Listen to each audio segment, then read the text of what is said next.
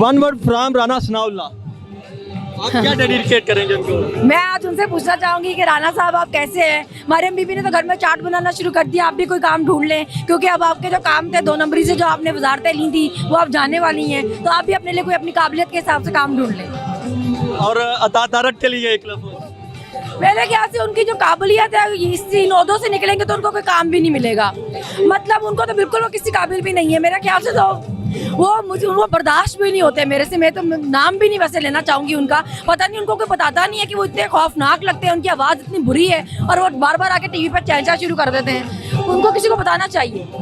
आपके खिलाफ social media के ऊपर नून लीग का पूरा फोकस होता है, चांद खवातीन के खिलाफ वो किरदार कशी कर रहे होते हैं, क्या कहेंगे इस हवाले से?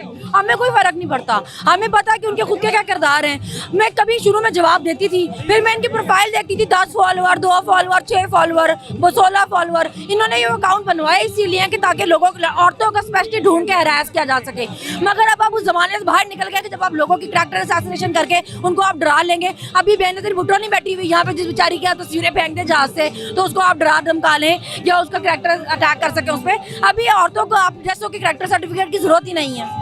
अच्छा, सोशल मीडिया पे आप एक लफ्ज़ बोलते हैं दर्जन, वो कौन है उसके बारे में थोड़ा सा नाज़रीन को बता दें। मैंने सुना है आजकल पेट्रोल दर्जनों में मिल रहा है। मतलब देखिए ये तो टैलेंट है इनके लीडर्स का। मतलब वो वहाँ बैठा बेवकूफ़ बता रहा था कि सोना इतना महंगा हो गया, बेटियों को कैसे देंगे। तो बेवकूफ़ आदमी तुम्हें तो बताना चाहिए कि बेटियों को सोने देने क्यों है। जहेज जैसी चीज़ आपने बंद करानी है कि आपने ये बताना कि सोना कितना महंगा हो गया, आप देंगे कैसे। मतलब ये तो कैलिबर है इन लोगों का, ये टैलेंट है। बेटी को बाथरूम साफ करना आता है और बाप दर्जन रुपए में पेट्रोल बेचता है।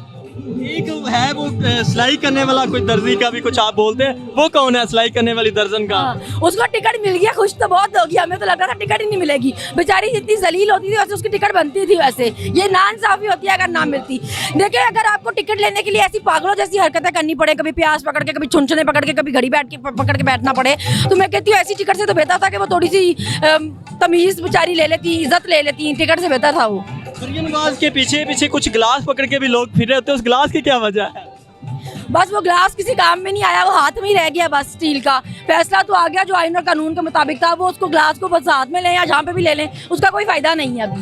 तो अब दर्जन ने कहीं दाखिला भी ले लिया है, उसके बारे में क्या कहेंगे?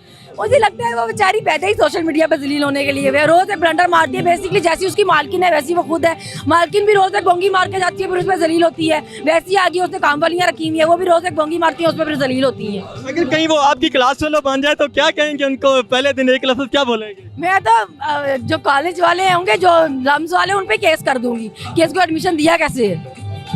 अगर आपको एक दिन मरियम नवाज के साथ कुछ किसी कैफे में बैठना पड़े तो क्या उनको मशवरा देंगे?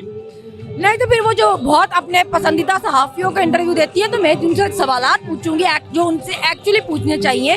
जो वो बहुत मासूम बन जाती है, अपने आप को बड़ी नेक परवीन बन जाती है, बेसिकली उनसे सवाल पूछने चाहिए कि अगर आपकी जायदादें थी नहीं तो फिर अचानक आई कहाँ से हैं, और आप एक अकामे में कैसे गए हैं। आपके बाप के नाम पे अरबों की करप्शन थी जिसका आप हिसाब नहीं दे सके थे, आप अपनी प्रॉपर्टीज़ का हिसाब नहीं दे सके थे, आप जाली ट्रस्ट डीड पे पकड़ी गई थी, वो कहाँ है। मिसाल ओबामा से बच्चों के लिए जो पैसे लेके खाए हैं वो कहाँ पे हैं। इनसे असल सवाल होने चाहिए बेसिकली।